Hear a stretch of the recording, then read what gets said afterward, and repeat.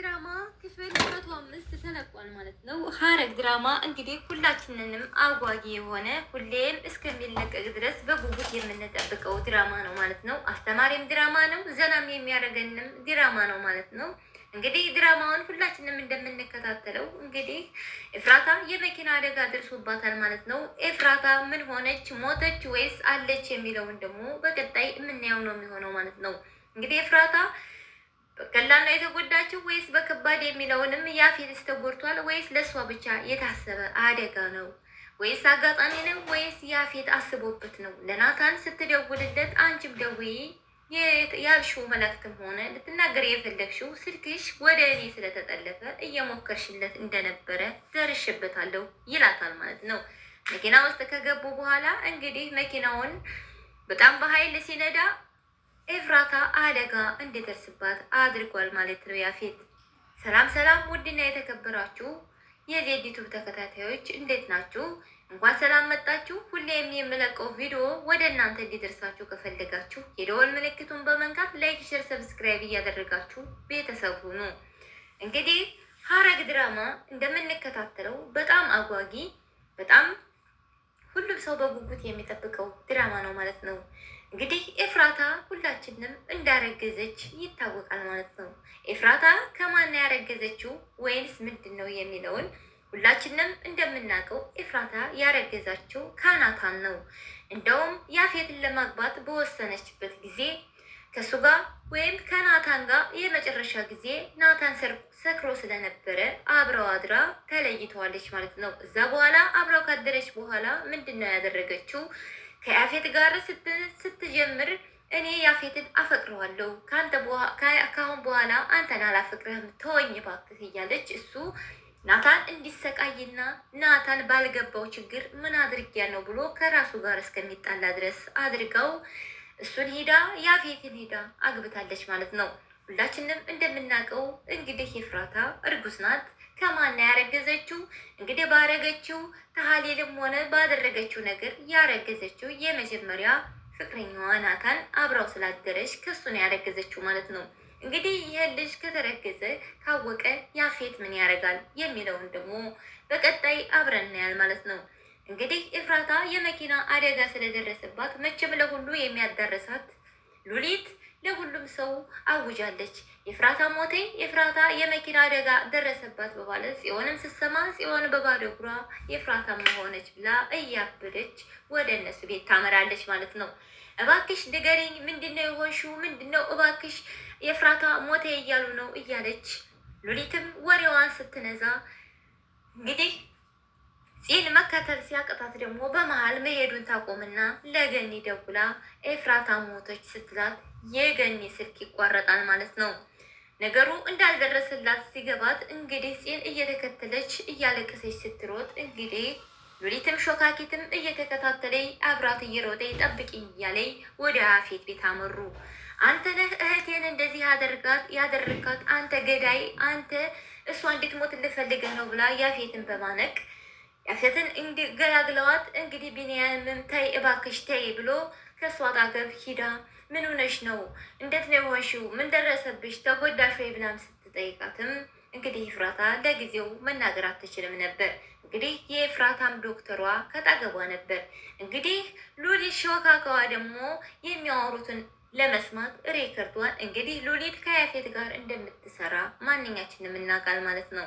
እንግዲህ ከኤፍራታ ጎን ስልኳን ሬከርድ በመቅዳት ከጎኗ ታደርግና ለያፌትም ደግሞ ስልኩን ከጣገቧ እንዳረገችው ትነግረዋለች ማለት ነው። እንግዲህ እነሱም በድንጋጤ ገነትም ዳጊም ወንድሟን ቢኒም ሁላቸውም ከእሷ ጎን ሆና ተጎዳሽ ወይ እያሉ በሚያወሩበት ሰዓት ሪከርድ እያደረገ ነበር ስልኩ።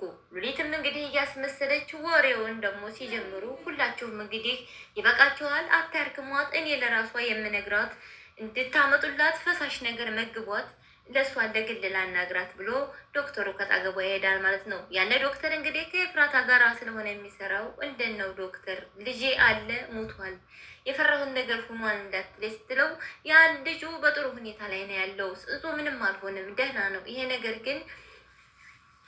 ነገር ግን ለእሱ መናገር አለብን ናታን መስማት አለበት፣ ከዚህ የበለጠ መደበቅ የለበትም ብሎ ይላታል። ይህ ሁሉ ወሬ ሲወራ ግን የሉሊት ሪከርድ እየሰራ ነው። ሉሊት እንግዲህ ያንን ሪከርድ ወሬውንም አውርተው ከጨረሱ በኋላ የምትመገበው ነገር ፈሳሽ ነገር ስጧት ምናምን ብሎ ይሄን አዳለኝ አትነግረኝም ወይ? እኔ አደርገው የለም እንዴ አንተ ማውራት ምን አስፈለገ? ይለዋል ማለት ነው ያፌት። ዶክተርም እንግዲህ ተንከባከቧት እሺ መሄድ ነው ብሎ እሱ ሲወጣ እንግዲህ ሁሉንም የሚያስፈልገውን ነገር አመጣለሁ ብሎ ወደ አንድ ስልክ መደወል ይጀምራል ማለት ነው። እንግዲህ ናታን ወንድሙ እንዳልሆነ ኤፍራታ የምታውቀው ናታን ለያፌት ወንድሙ እንዳልሆነ ነው። እንግዲህ ማንኛቸው ናቸው ትክክለኛው የሚለውን እንግዲህ ከዲኤንኤ የተዘዋወረ ነገር አለ። የተዘዋወረው ምንድን ነው የሚለውን እንግዲህ በቀጣይ የምናየው ነው። እንግዲህ ዲኤንኤው ተዘዋዝሯል ብላ ለያፌት ደውላ የሆነች ሴት ስትነግረው ሰውየው የሄደበትን እያከታተለ ነበር። እንግዲህ የኤፍራታን ዶክተር ምን ያደርገዋል የሚለውን ነገር እንግዲህ ለናታን ደውሎ መገናኘት አለብን፣ ስለ ኤፍራታ ማውራት አለብን ብሎ ሲለው የኔ አበባ ምን ሆነች ይለዋል። ከእንደዚህ ቦታ እየጠበቁ ነው ናቶለ ብሎ ሲጠብቀው ነበር። እንግዲህ መጨረሻ ላይ ያፌት ቀድሞ ዶክተሩን ያገኘዋል ወይንስ ናታን ያገኘዋል የሚለን ወይንስ ናታንና ያፌት ይገናኛሉ የሚለውን ደግሞ በቀጣይ የሚለቀቀውን እናያል ማለት ነው። እንግዲህ በጣም አጓጊ እየሆነ ነው የመጣው። እንግዲህ ኤፍራታ እንደፈራችውም ልጇ ምንም አልሆነም። እንግዲህ ናታንም አያውቅም፣ እህቱ ግን ታውቃለች ማለት ነው። ይህን ነገር ምንድን ማድረግ ነው ለቀጣይ የሚመጣው ምንድን ነው የሚለውን መቼም ሁላችንም በጉጉት ነው የምንጠብቀው ማለት ነው።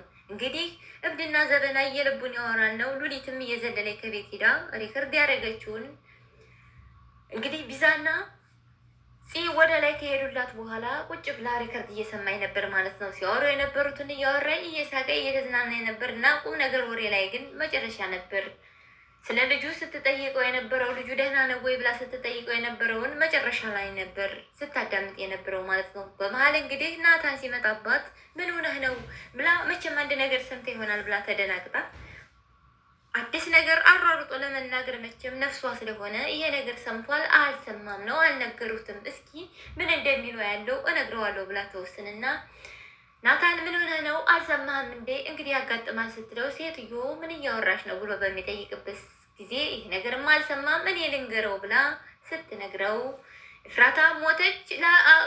እፍራታ ሞተች ወይም የመኪና አደጋ ደረሰባት በማለት ታስደነግጠዋለች። ምንድነው የምታወሪው ብሎም አላመናትም። እየተንገዳገደ ወደ ላይ ፂና ቢዛ ካሉበት ሲሄድ ቢዛና ፄ ደግሞ እንግዲህ ይሄን ነገር እንንገረው ወይንስ ከሌላ ሰው ቢሰማ ይቆጣናል ወይንስ እኛ እንንገረው እያሉ በተመካከሩበት ሰዓት ላይ እሱም ደግሞ በሩን ከፍቶ አፍጦ ያያቸዋል ናታን ማለት ነው። እንግዲህ ይጮህባቸዋል። እንዴት ይሄንም ያህል ነገር ትደብቁኛላችሁ ብሎ ሊጮህባቸው ይችላል። እንግዲህ ምንድነው የሆነው? እንግዲህ ይቺ ቀውሷ ሉሊት ይሄን ሪከርድ እያዳመጠች እየሳቀች ሁሌ ሪከርድ ማድረግ አለብኝ እያለች በምስቅበት ቁም ነገሩ ወሬ ልጁ ደህና ነው ወይስ ልጁ አንድ ነገር ሆኗል ብላ ዶክተሩ ስታማክረው ስታወራው የነበረው ወሬ ትሰማለች ማለት ነው።